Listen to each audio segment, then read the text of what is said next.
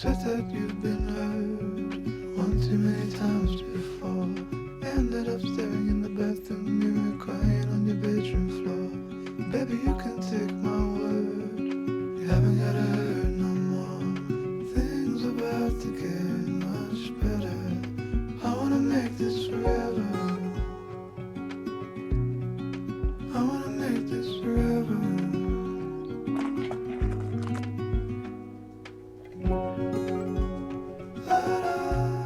Bonjour à toutes, bonjour à tous. Écoutez, les charmes des congés du mois de mai, nous revoici sur l'île de Léron. Et puis aujourd'hui, on va parler de netteté à l'infini. Vous allez comprendre un petit peu plus tard, je vais vous expliquer de quoi je parle. Allez, c'est parti pour la vidéo d'aujourd'hui.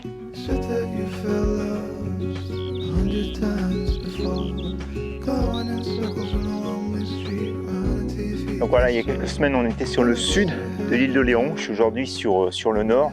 Je suis pas très loin du phare de Châsillon, un des lieux emblématiques de l'île de Léron. Et donc c'est ici qu'on va passer notre matinée ensemble pour prendre des photos et donc comme je vous disais, pour parler de netteté à l'infini. Alors netteté à l'infini, qu'est-ce que j'entends par là? Il y a quelques temps, j'ai eu un abonné qui m'a demandé en fait des informations sur l'hyperfocale et qui voulait que je fasse une vidéo sur le sujet. Donc voilà, ça va être la vidéo d'aujourd'hui. Alors pourquoi ici et pourquoi aujourd'hui? Parce qu'en fait je trouve que déjà ici, il y a beaucoup de choses qui nous font se promener vraiment du premier plan jusqu'à l'infini. Et donc c'est le sujet de l'hyperfocale, puisque l'hyperfocale c'est quoi? On va faire notre mise au point à une certaine distance. Et donc on va avoir une netteté qui va être jusqu'à l'infini. Donc je vous explique un petit peu plus en détail l'hyperfocale. Donc l'hyperfocale, ça va dépendre de plusieurs facteurs, bien sûr votre objectif et votre diaphragme. Mais le principe est le suivant, vous allez faire votre mise au point à un certain endroit qui est appelé donc cette distance hyperfocale et vous allez avoir une netteté qui va être bonne depuis la moitié de cette distance jusqu'à l'infini. Donc vous comprenez l'intérêt, c'est-à-dire que c'est l'endroit où on va finalement avoir cette zone de netteté la plus grande possible. Et donc c'est intéressant puisque c'est ce qui va nous éviter de faire un focus stack. Alors ce qui peut nous éviter de faire un focus stack, ou du moins ce qui peut faire une image avec une netteté importante sans pour autant que ça fasse irréel. Parce que vous comprenez bien, quand je fais un focus stack, que je fais une mise au point de vraiment un sujet très très proche, à quelques vingtaines de centimètres jusqu'à l'infini, votre œil il voit la photo, il apprécie cette netteté, mais à la fois il sent bien que c'est pas réel. L'hyperfocale, quand vous faites cette mise au point autour de la distance hyperfocale, votre œil, quelque part, il va voir que la netteté, elle n'est pas forcément parfaite du premier plan jusqu'au dernier plan. Elle est bonne, et c'est finalement ce que l'œil a l'habitude de voir. Donc je trouve que dans ces conditions-là, l'œil finalement accepte un petit peu mieux l'image, comprend moins que c'est une image trafiquée, et plus que c'est une image naturelle. Donc c'est pour ça que ça peut être intéressant. Aujourd'hui, là, le soleil est juste en train de se lever, donc côté des lumières, on va aussi avoir des choses naturelles qui sont relativement intéressantes. Alors j'ai de la chance, au mois de mai, il ne se lève pas encore trop vite. Mais en tout cas, on va pas tarder. Je vais prendre une première image, somme toute simple. Ici, avec le chemin, vous allez voir le banc au premier plan et puis le phare dans le fond. Je me mets en position et puis je vous explique un petit peu plus sur cette image, l'hyperfocale. Alors j'espère que je ne vais pas parler trop vite. Le soleil est en train de se cacher un peu derrière des nuages. Bon, c'est des nuages, je dirais, de faible densité, donc je pense qu'on va continuer à conserver de la lumière. Mais en tout cas, voilà, je suis en place pour ce qui est ma première image. Donc en fait, mon sujet, ça va être celui-ci. J'ai le banc ici qui va être en premier plan, j'ai le chemin qui me guide, et puis le phare et la maison dans le fond. Donc l'idée, ce que je vais vouloir, alors le banc, c'est pas forcément le sujet le plus intéressant de voir au premier plan, mais en tout cas pour mon explication, je trouve que c'est intéressant. J'aurais pu m'asseoir dessus, mais compte tenu qu'il est mouillé avec la rosée, je ne vais pas le faire pour l'image.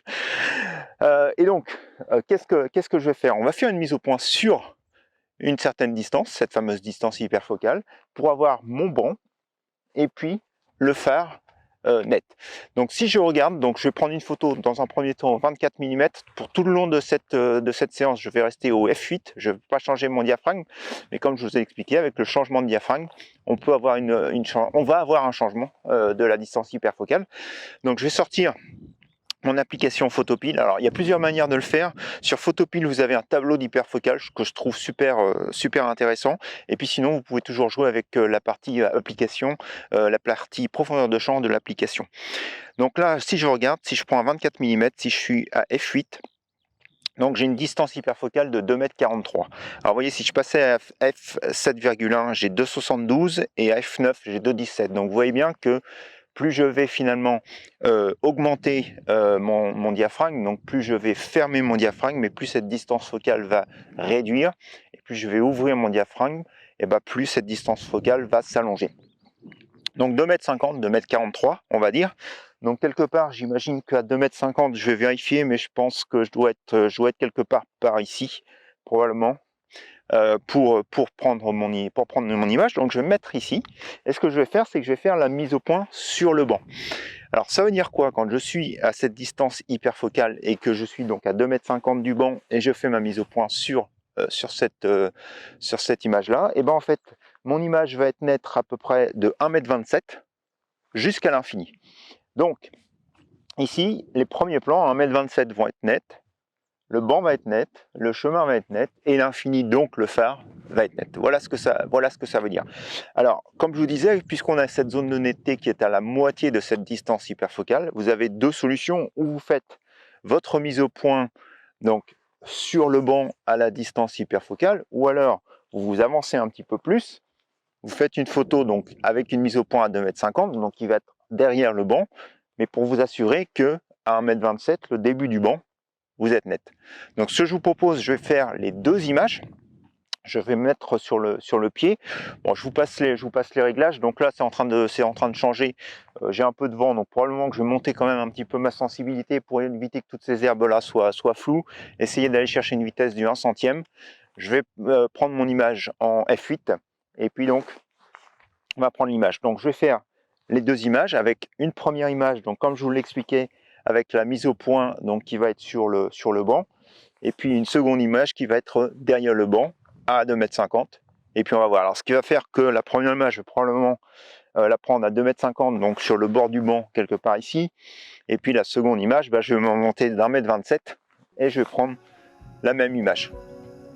Je prends les images et puis je vous montre ça à l'écran. Said that you felt lost 100 times before, going in circles on a one-way street, round until your feet get sore. Well, I guess you haven't heard, you've been get around no more. Things are about to get much better, so I wanna make this forever. I wanna make this forever.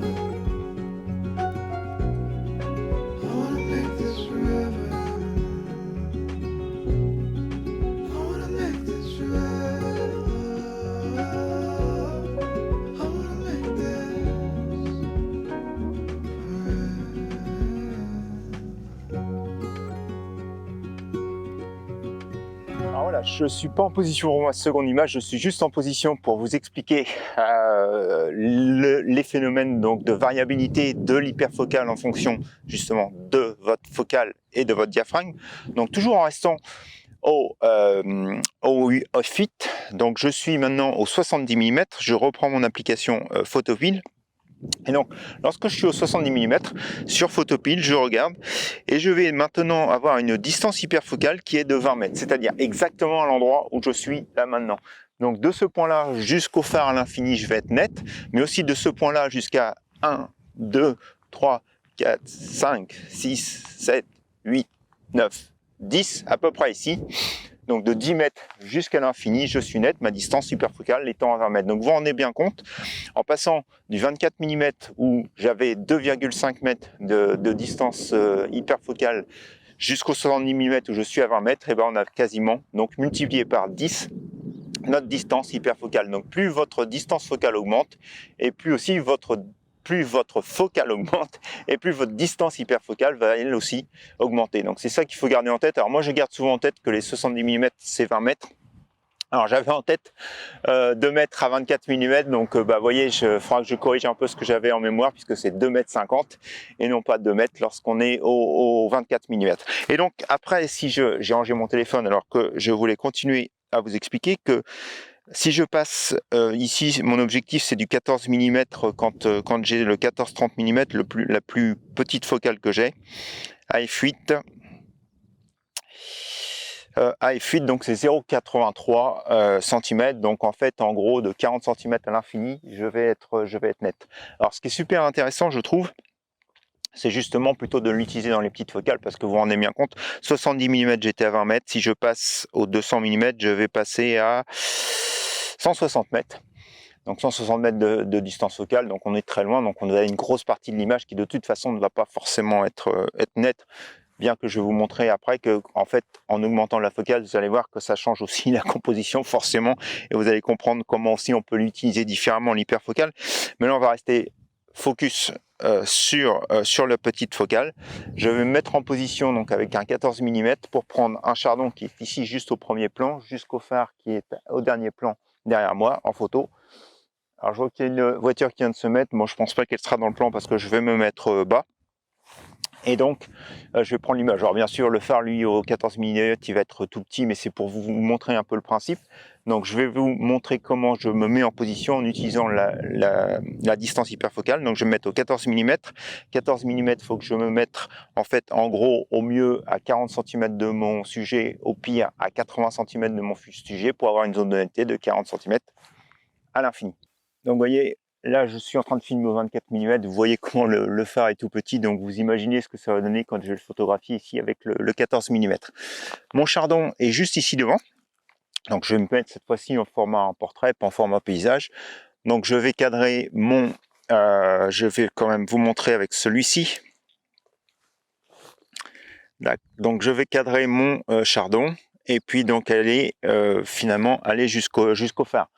Donc ici, en fait, on a parlé de 80 cm à 40 cm. Donc globalement, je vais me mettre quelque part ici. Donc je vais faire ma mise au point sur la fleur de chardon la plus éloignée, ok, que vous voyez sur l'image. Alors j'espère que vous voyez bien. Je suis peut-être un tout petit peu sous-exposé. Bon, je le retravaillerai après au montage pour que vous puissiez bien voir. Voilà. Mais je vais me faire la mise au point donc sur la fleur de chardon la plus éloignée. Donc forcément, puisque j'ai 40 cm en avant qui vont être nets, donc en me mettant à 80 cm de la plus éloignée, la première sera nette aussi. Et donc après, jusqu'au bout, jusqu'au phare, je vais être net. Je me mets en position. Enfin, je me mets pas en position, je suis en position. C'est la petite phrase habituelle que je dis toujours. Mais en tout cas, je prends l'image. Et puis, je vous montre l'image à l'écran.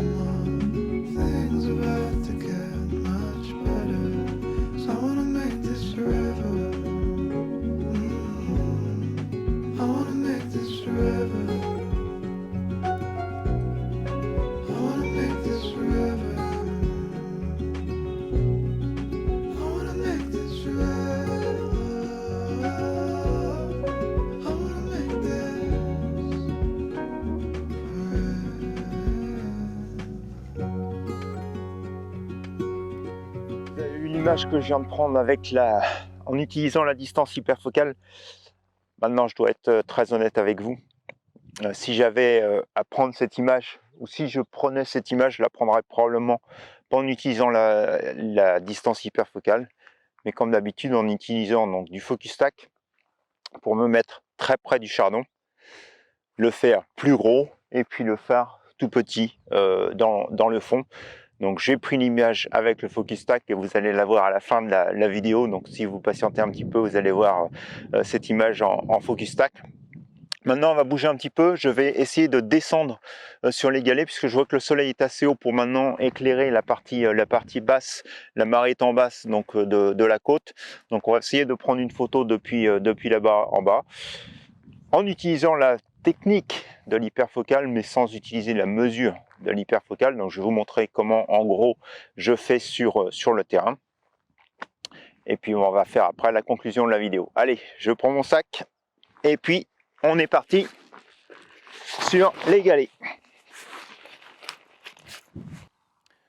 Donc voilà, j'ai atteint mon point pour prendre cette dernière image. Alors il faut toujours être prudent lorsque l'on marche sur ce genre de rocher parce qu'on n'est pas à l'abri de glisser. Quand on est chargé avec un sac à dos de matériel photo plus le pied, effectivement il vaut mieux faire attention parce que sinon la glissade et ça peut être la catastrophe. Donc prudemment, je suis venu jusqu'ici. Donc ce que j'aime bien, c'est toutes ces petites bassines d'eau. Et puis donc on va prendre la photo du phare. Donc voyez très bien la situation dans laquelle je me trouve actuellement. Donc quand on parlait d'utiliser la distance hyperfocale, et ben voilà, j'ai plusieurs possibilités. Donc ce que je veux, c'est faire une mise au point quelque part ici pour avoir cette zone de netteté, pour avoir cette zone nette. Mais ce que je veux aussi, c'est que mon phare qui est dans l'arrière-plan soit net aussi. Alors je suis en train de regarder, c'est génial parce que le soleil repasse par-dessus les nuages, donc il y a cette lumière latérale sur le phare qui est plutôt sympathique maintenant. Donc on va pouvoir être en bonne condition de lumière pour prendre cette image. Donc voilà, je reviens à ce que je disais. Mise au point, une zone de netteté ici, une zone de netteté là-bas. Donc l'utilisation de l'hyperfocale, donc je vais me mettre probablement entre du 24 et du 50 mm. Donc du coup, je vais dire en grosso modo, je vais être entre du 2,50 m et du 10 m de distance hyperfocale. Et donc, qu'est-ce que je vais faire en fait maintenant quand je suis sur le terrain? Eh ben, je vais pas du tout essayer de mesurer. Là, en plus, si je compte mes 10 pas pour faire mes 10 mètres, je me mets dans la flotte, ou même 5 pas, je vais me mettre dans la flotte. Non, ce que je vais faire, c'est que je vais utiliser cette technique où on fait cette mise au point sur le tiers bas de l'image. Donc, je vais rester en format paysage ici pour prendre mon image. Je vais descendre sur le tiers bas de mon image. Je vais faire ma mise au point à cet endroit-là et je vais prendre mon image. Et je suis pas très loin de ma distance hyperfocale lorsque je fais ça. Alors, c'est pas du parfait, mais en tout cas, ça marche dans beaucoup de cas. Et c'est ce que j'utilise dans beaucoup de cas. Parce qu'après, il faut bien se remettre dans les conditions que de toute façon, la distance hyperfocale, on va être à la moitié. Donc si c'est 10 mètres, je vais te mettre de 5 mètres jusqu'à l'infini. Si j'étais à 2,50 m, vous vous rappelez, 1,20 m jusqu'à l'infini. Donc c'est surtout ça qu'il faut garder en tête, c'est que cette distance hyperfocale, la zone de netteté commence à la moitié de cette distance hyperfocale. Donc c'est ça qui est intéressant, et jusqu'à l'infini. Alors là, j'ai un peu de structure dans les nuages, donc c'est plutôt pas mal pour ma composition. Donc j'ai ces rochers ici qui font plusieurs strass, j'ai la falaise, j'ai le phare avec les bonnes lumières. Un petit peu de ridlets sur l'eau ici à cause du vent, mais on va les laisser comme ça, ils sont plutôt bien. Donc là, ce que je vais faire, c'est que je vais prendre mon image. Et puis donc je vais faire cette technique du tiers bas. Alors tout à l'heure je vous disais que c'est compliqué en fait, puisque plus vous allez monter votre focale et plus cette distance finalement d'hyperfocale va augmenter aussi. Mais plus vous zoomez, et vous rappelez bien que plus vous voyez bien que plus vous zoomez, et plus le plan éloigné va se rapprocher. Donc si vous vous mettez sur cette technique du tiers bas, votre plan qui sur le 24 mm était, je sais pas, à une centaine de mètres de toute façon, quand vous allez le zoomer, il va quelque part se rapprocher, et donc sur votre cadre, il va descendre et il va se retrouver dans le tiers bas. Donc en utilisant le tiers bas, même en zoomant, et bah, du coup, vous pouvez conserver cette technique, puisqu'effectivement, les distances, les plans suivant les distances, je ne sais pas si je vais arriver à vous l'expliquer clairement, et j'espère que vous allez comprendre. Mais en fonction de la distance, quand vous allez zoomer, vous allez rapprocher vos plans, donc vos plans restent à la même distance, mais sur votre image, ils descendent beaucoup plus bas sur la partie de l'image, donc sur le tiers bas de l'image. Vous avez compris? J'espère. Si vous n'avez pas compris, dites-le moi dans les commentaires et puis je refais mon explication après dans les commentaires. Allez, on se met en place pour faire cette dernière image. C'est parti? Things about to get much better, so I wanna make this forever. I wanna make this forever. I wanna make this forever. I wanna make this forever. I wanna make this forever.